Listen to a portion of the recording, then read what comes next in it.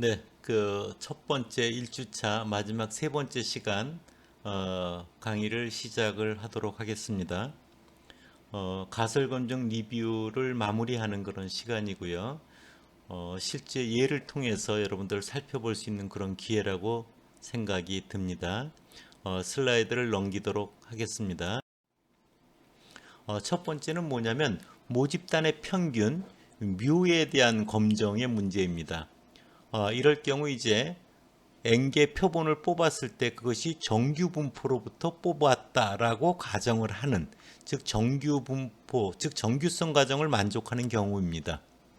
그럴 때 모집단의 분산 시그마 제곱이 알려져 있는 경우, 원래는 시그마는 모수는 알 수가 없기 때문에 알려져 있다라고 하는 건 이론적으로만 가능한 얘기죠. 그럴 때 Z 검정 통계량은 뽑은 것의 평균 x바 마이너스 뮤 나누기 그것의 표준 오차 루트 n분의 시그마로 나눈 형태죠. 똑같은 경우에서 모분사를 모르는 경우, 이것이 일반적인 경우죠. 모수를 그럴 땐 뽑은 것의 분산, 표본 분산 s제곱을 고려해서 똑같은 식에서 x바 마이너스 뮤 나누기 루트 n분의 시그마 대신에 s가 들어가죠. 이럴 땐 자유도가 n-1인 t 검정을 통해서 수행이 된다는 얘기를 여러 번 강조했습니다. 슬라이드를 넘겨볼게요. 예를 통해서 확인해 보도록 하겠습니다. 모집단의 분산이 알려져 있는 경우 한번 예를 읽어볼게요. 다음 자료는 A시민단체에서 포장용지에 적혀있는 용량, 이거 150g이라고 적혀있는 거예요. 실제 용량과 다른가라고 돼 있어요. 다른가. 작아도 다르고 커도 다른 겁니다. 20개를 표본 추출했대요. N 샘플이 20개입니다. 정규분포를 따른다고 되어 있고요. 모 표준 편차 시그마가 2g으로 알려져 있다. 이렇게 문제에 나와 있는 거죠. 즉 포장용지에 적혀 있는 용량과 다른지를 유의수준 5%에서 검증해 보자 해서 자료가 있습니다. 검증 절차를 확인해 보도록 하겠습니다. 먼저 귀무가설 H0는 포장용지의 실제 용량과 일반적으로 같다 이거죠. 차이가 없다. 뮤이코로 150이고요. 대립가설은 다르다라는 건 150과 등호가 아니다 이런 거죠. 유의수준은 0.0으로 하라고 했고요. 시그마를 아니까 Z 검정 통계량을 이용해서 x바 마이너스 뮤 나누기 루트 n분의 시그마는 x바는 그 20개 자료를 다 더해서 20으로 나누면 149.5가 나옵니다. 빼기 뮤는 귀무가설에서 150이라고 되어 있고요. 루트 n에서 n은 20개 샘플이고요. 시그마는 2입니다. 그래서 마이너스 1.45가 나오죠.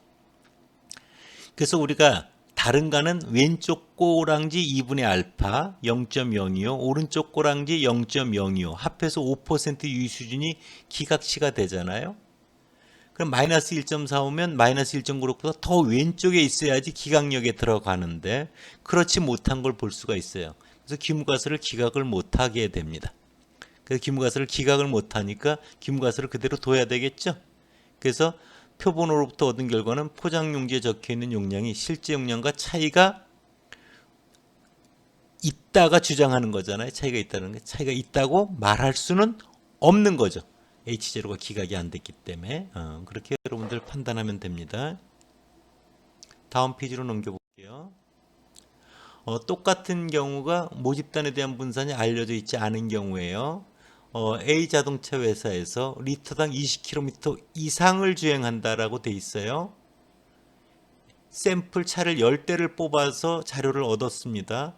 회사 주장이 옳은지 유의수준 5%에서 검증해라. 자료가 10개 있습니다. 그 검증 절차를 한번 보세요. 귀무가설은 리터당 20km가 일반적인 거예요. 근데 우리 회사에서 만든 회사는 20km 더 많이 달린다 이렇게 주장하는 거죠. 20 이상이다. 유의수준 5%고요. 시그마를 모르기 때문에 T 검정, 또 표본의 쓰기가 작은 스몰 표본에선 T 검정이 디폴트입니다. X바 마이너스 뮤, X바는 그 자료 10개 다 더해서 10으로 나누면 20.7이 나오고요. 마이너스 뮤는 기무가설에 해당되는 뮤 값이고요. 루트 n에서 n은 10이고요. S는 그 10개를 가지고 표준 편차를 구할 수 있죠. 그게 1.47이 나옵니다. 그래서 1.506이 됩니다. 20 이상이니까 오른쪽 꼬랑지가 5%가 되는 게 이게 경계가 되는 거죠. 그 경계가 1.83인데 그걸 넘어가지를 못하고 있죠. 그래서 귀무가설을 기각시키지 못합니다. 그래서 리터당 20km 이상을 주행한다라고 주장하는 걸 받아들일 수가 없으니까 주행한다라고 말할 수 없다. 이런 결론을 내릴 수가 있는 겁니다. 이것이 여러분들 모집단의 평균에 대한 검정에 대한 이해였습니다. 다음 페이지로 가볼게요. 이거는 비율에 대한 검정입니다. 비율이라고 하는 것은 뭐 불량률도 있을 거예요. 현 정부에 대한 뭐 지지율도 있을 수 있고요. 정책에 대한 찬성률도 있을 수 있고 이런 특정한 속성을 갖는 비율인 거죠.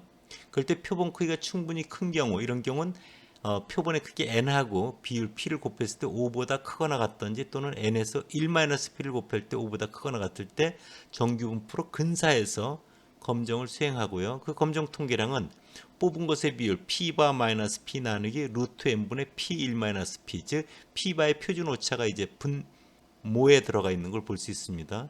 표본 크기가 크지 않은 경우, 샘플이 작은 경우죠. 이럴 때는 이항 분포에 근거해서 정확한 P값을 계산해야 되는 거죠. 이걸 이제 피셔의 이그젝 테스트라고 하는데 그렇게 여러분들 이행을 하면 됩니다.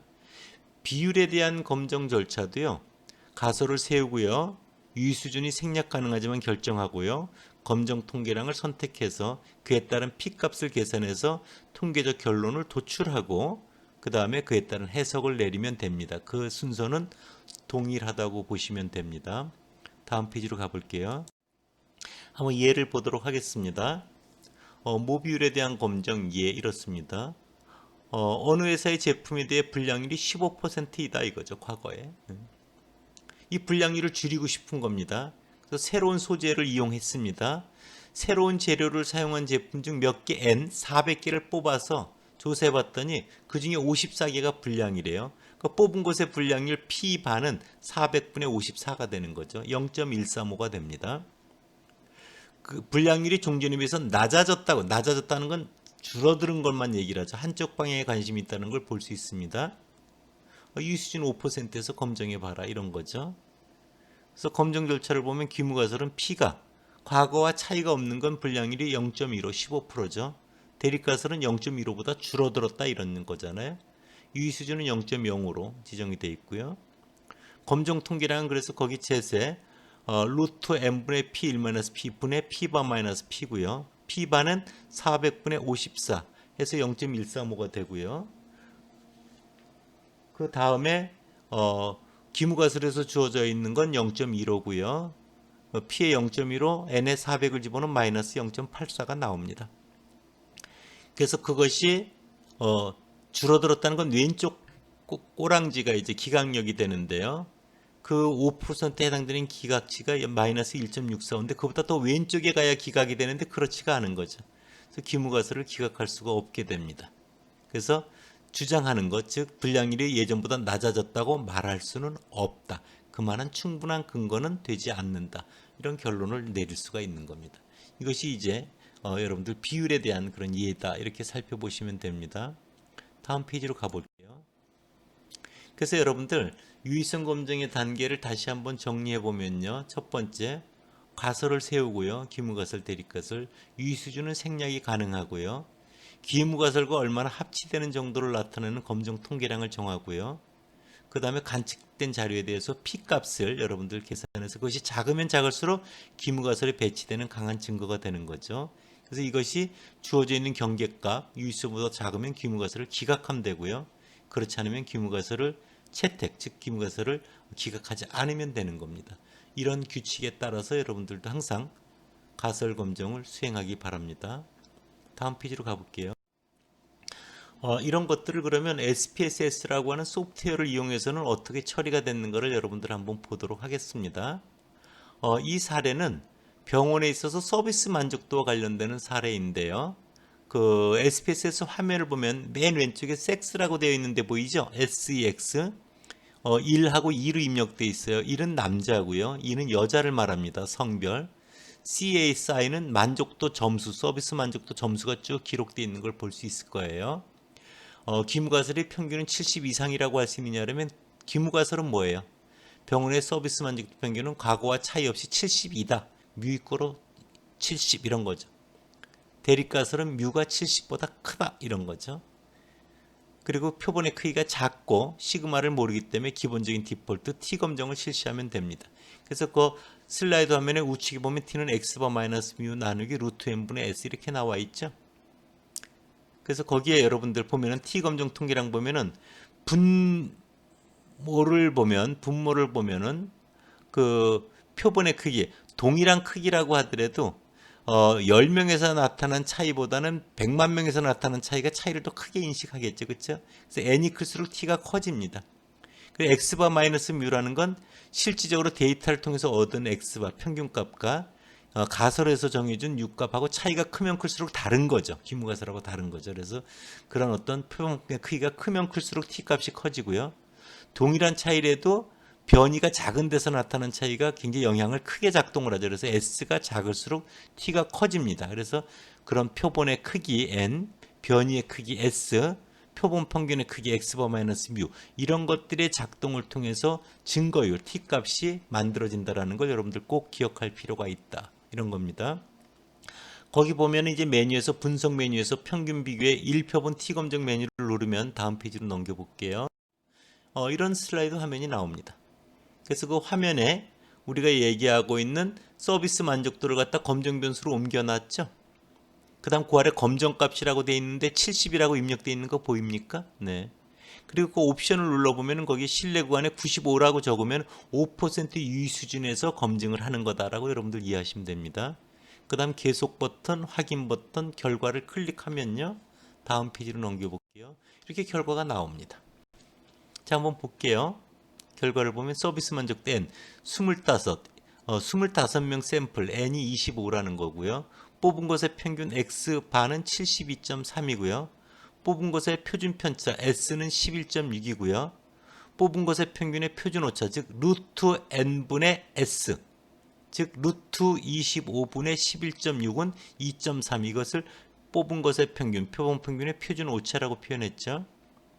T값은 x바 마이너스 뮤, 즉 72.32 마이너스 70 나누기 루트 n 25분의 시그 s 11.6을 하면 1로 계산이 되고요.